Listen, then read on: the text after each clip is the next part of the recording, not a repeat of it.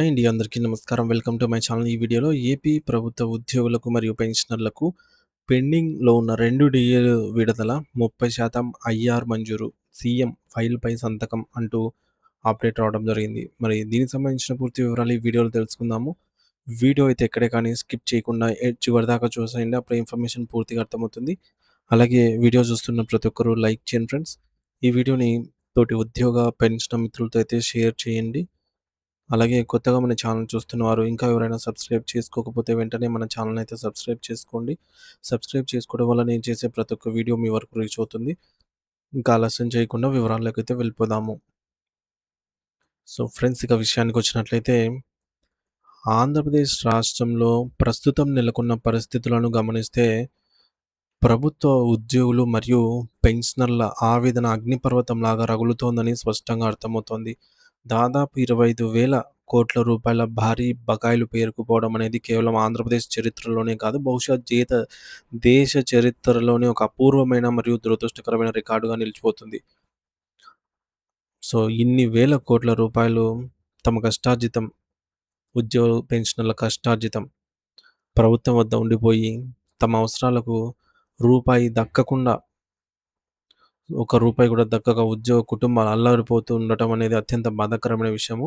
గత ప్రభుత్వ హయాంలో మొదలైన ఈ బకాయిల పర్వం ప్రస్తుతం తెలుగుదేశం కూటమి ప్రభుత్వం అధికారంలోకి వచ్చి దాదాపు 2 సంవత్సరాలు కావస్తూ ఉన్నా కూడా ఇంకా పరిష్కారానికి నోచుకోకపోవడం ఉద్యోగులలో తీవ్ర ఆగ్రహాన్ని మరియు నిరాశను కలిగిస్తోంది.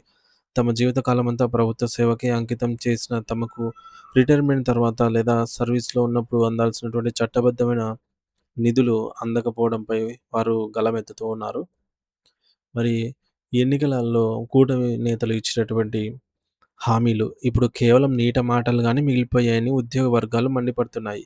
ఎన్నికల ప్రచార సమయంలో నారా చంద్రబాబు నాయుడు గారు, నారా లోకేష్ గారు మరియు పవన్ కళ్యాణ్ గారు స్వయంగా ఉద్యోగుల జేఏసీ నేతలతో పలుమార్లు సమావేశమై తాము అధికారంలోకి వచ్చిన వెంటనే ఉద్యోగుల ఆర్థిక ఇబ్బందులను తొలగిస్తామని గట్టిగా హామీలిచ్చారు.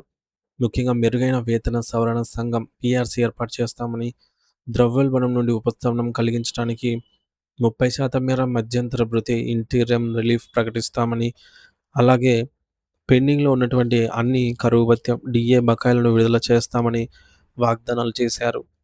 కానీ ప్రభుత్వం ఏర్పడి 2 ఏళ్లుగా వస్తున్న ఆ హామీలు అమలు చేయడంలో ప్రభుత్వం చూపుతున్న తత్సారం ఉద్యోగుల సహనాన్ని పరీక్షిస్తోంది.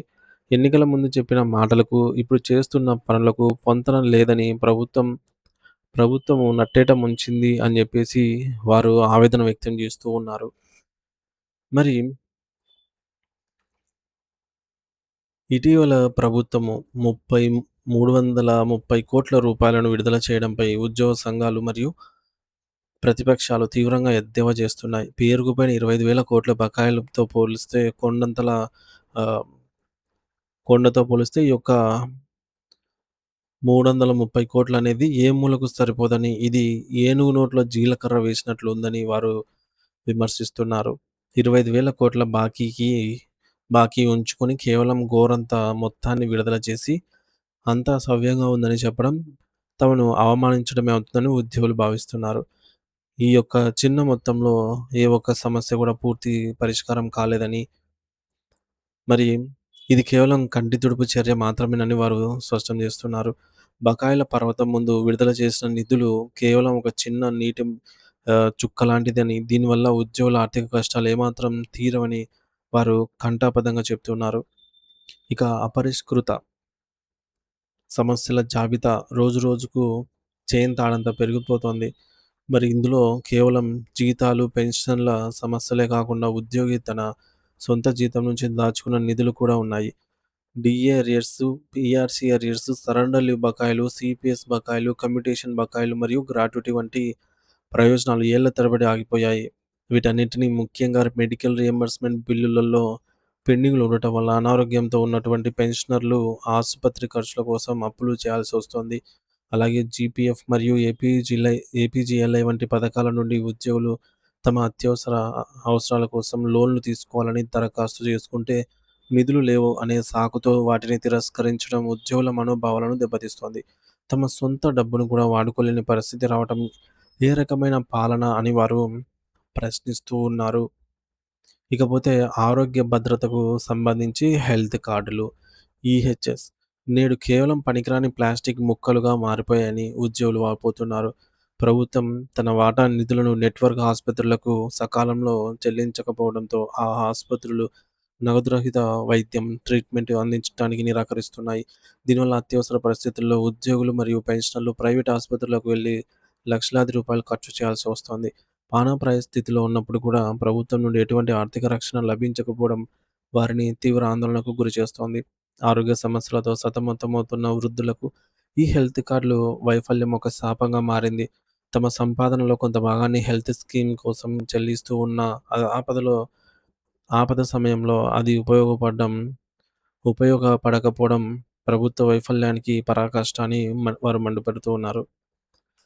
ఇకపోతే రాబోయే బడ్జెట్‌లోనైనా ప్రభుత్వం తమ సమస్యల పట్ల సానుకూలత చూపుతుంది అని ఉద్యోగులు ఆశగా అయితే ఎదురు చూస్తూ ఉన్నారు. ఈ యొక్క 25,000 కోట్ల బకాయిల కోసం బడ్జెట్‌లో ప్రత్యేక కేటాయింపులు చేయాలని చెప్పి ఒకే విడతలో కాకపోయినా కనీసం ఒక నిర్దిష్ట గడువులోగా అయినా సరే ఉండే మొత్తం బకాయిలను క్లియర్ చేయాలంటూ వారు డిమాండ్ చేస్తున్నారు.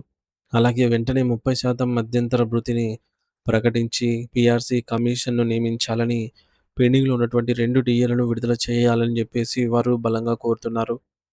నెల 1వ తేదీనే జీతాలు, పెన్షన్‌లు ఇస్తామన్న హామీ మొదటి 2 నెలలు మాత్రమే అమలు కావడం పట్ల వారు అసహనం వ్యక్తం చేస్తూ ఉన్నారు. ప్రభుత్వం కేవలం గొంతెమ్మ కోరికలు కాకుండా తాము కష్టపడి సంపాదించిన డబ్బును మరియు ఎన్నికల్లో ఇచ్చిన హామీలను అమలు చేయాలని మాత్రమే కోరుకుంటున్నామని వారు స్పష్టం చేస్తున్నారు. మరి ప్రభుత్వం వెంటనే స్పందించకపోతే ఉద్యమం మరింత ఉధృతం చేస్తామని ఉద్యోగ, ఉపాధ్యాయ, పెన్షనర్ సంఘాలు అయితే హెచ్చరిస్తూ ఉన్నాయి.